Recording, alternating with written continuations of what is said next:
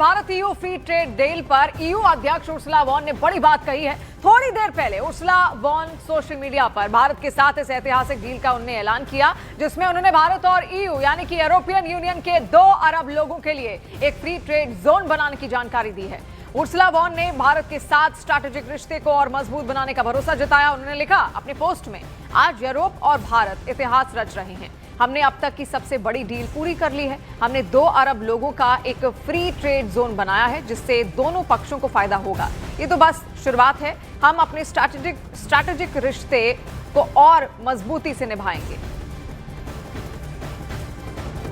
और देखिए, दिल्ली के हैदराबाद हाउस में मदर ऑफ ऑल डील्स को अंजाम दिया जा रहा है, जहां प्रधानमंत्री नरेंद्र मोदी ने यूरोपीय आयोग के अध्यक्ष उर्सुला वॉन डेर लेयन और यूरोपीय परिषद के अध्यक्ष एंटोनियो लुइस सैंटोस के बीच बैठक यहां पर चल रही है। और भारत और यूरोपीय यूनियन के बीच 16वें शिखर सम्मेलन की बैठक भी चल रही है। इस बैठक में कई मसौदों पर सहमति बन चुकी है। भारत यूरोप की कार, वाइन और पास्ता पर भी भारी टैक्स घटाने को राजी हो गया है। इस समझौते से यूरोप से आने वाले करीब 97% सामान पर टैक्स में कटौती होगी, जिससे यूरोपीय कंपनियों को हर साल करीब 4 अरब यूरो की बचत यहां पर होगी।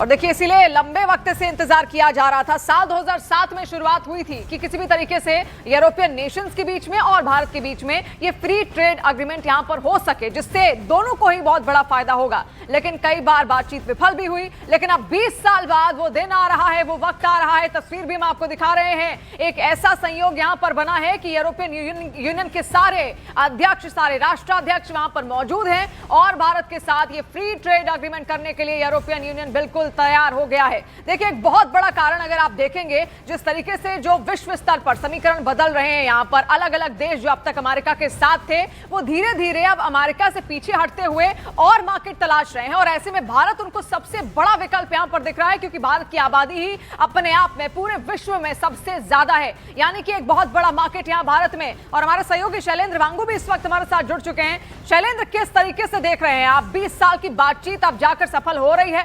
बहुत बड़ा एग्रीमेंट, फ्री ट्रेड एग्रीमेंट, बहुत कुछ अच्छा होने वाला है भारत के लिहाज से भी और यूरोपियन यूनियंस के लिए भी। बिल्कुल, देखिए, ये जाहिर तौर पर एक विन विन सिचुएशन है, एक विन विन एग्रीमेंट है, जहां पर एक लंबी बातचीत के बाद दोनों भारत और यूरोप इस बात को लेकर तय हुए हैं। ये एग्रीमेंट अब से कुछ देर बाद कंक्लूड हो जाएगा और ये दोनों देशों के लिए एक बहुत बड़ी राहत लेके आएगा।